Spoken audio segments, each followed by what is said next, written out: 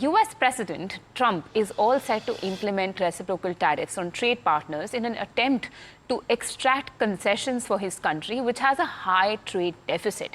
Now, Trump is said to be implementing tariffs in a targeted approach, and he has targeted India for its high tariffs on cars and motorbikes as well. Now, which sectors are likely to be hit? My colleague Sajid Manghat has written in a detailed report, and he's standing by to explain what he's picked up. That's right. Barely 5 days left for the U.S. To impose the reciprocal tariff on many of the partner countries with which the U.S. has trade relationship. If you look at India and U.S. trade, India exported roughly around $80 billion in 2024 calendar year and imported roughly around $44 billion from the U.S. And that's where the India's trade surplus is, and that's where the deficit is for the U.S. there. And the U.S. wants to bridge that deficit by imposing equivalent tariff which India imposes on anything which is imported from the United States. If you look from a tariff perspective, while it is not clear on what basis the reciprocal tariff will come in, whether it's going to come in at the country level, whether it's going to come in the industry level or sector or product level, that's not known yet. But what is available is that India imposes a higher tariff on an aggregate basis, on a weighted average aggregate basis compared to the U.S. So if you look at the countrywide tariff rate which is there, India charges roughly around 7.7% tariff, while the U.S. has a 2.8% tariff for anything that it imports from India. And so the differential there is around 4.9% of tariff there.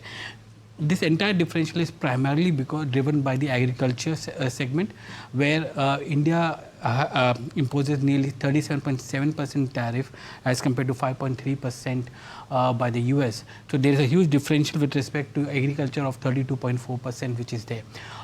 In the industry part, India doesn't have much of a higher tariff there, except if you look at India from an industry point of view or the manufactured goods point of view, it's 5.9%, and for the U.S. it's around 2.6% there. So the differential is very minimal with respect to industry there.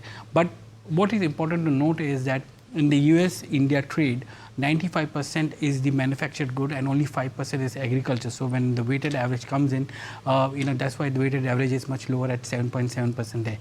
So what India could do is rationalize some of the industrial tariffs, which or manufacturing goods tariff, which it exports to the U.S. or which it imports from the U.S.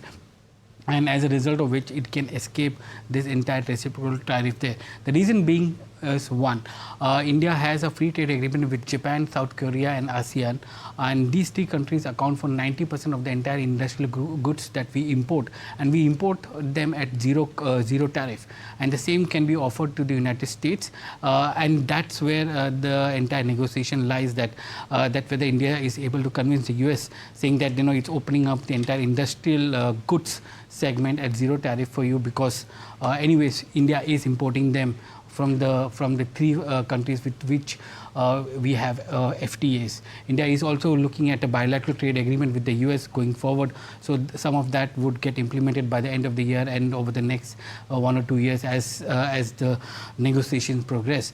But as of now, it seems that there is some sectors which will be impacted the more because of the kind of differential which is there on the tariff which we have. On top of it is agriculture goods, where the differential tariff is around 32.4%. That's followed by auto and auto components. While auto components is a very small tariff that we have, but together auto and auto components has a differential tariff of nearly 23.1%, followed by gems and jewelry at 13%, chemicals and pharma at 8.6%, plastics at 6.9%, and machinery at 3.9%. Two sectors where there isn't going to be much of impact is iron and steel, and the textiles, because not much of an import we do from the US, and our tariffs are anyways lower in those segments there. So on a holistic basis, it needs to be seen how U.S. is going to impose its reciprocal tariff. If it's going to be on an country level, then the differential is around 4.9%. But if it's industry level, then every industry will have a differential tariff rate, and that's where India will have to negotiate hard with the U.S.